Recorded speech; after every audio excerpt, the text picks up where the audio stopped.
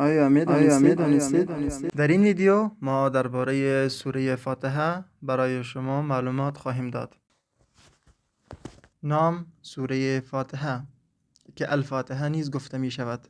معنی الفاتحه گشاینده یا آغاز کننده. شماره سوره 1. تعداد آیات 7 آیه می باشد. تعداد کلمات 29 کلمه می باشد. تعداد حروف حدود 139 حرف دارد.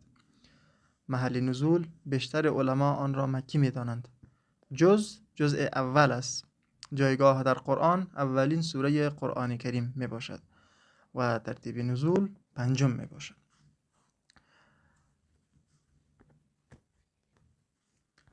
نامهای دیگری سوره فاتحه.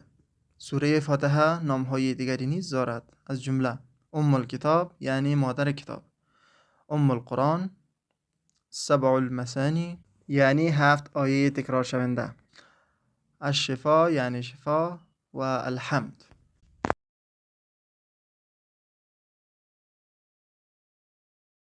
الان درباره موضوعات مهم سوره فاتحه بحث میکنیم.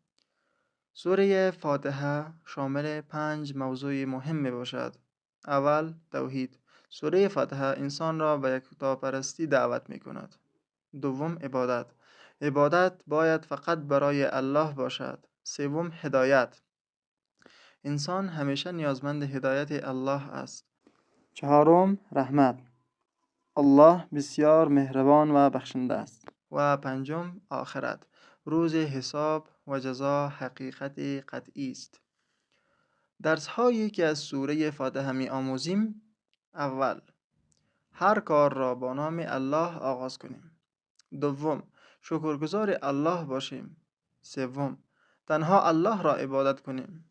چهارم، فقط به الله توکل کنیم. پنجم، همیشه از الله هدایت بخواهیم. ششم، راه نیکان را دنبال کنیم. هفتم، از گمراهی و نافرمانی دوری کنیم.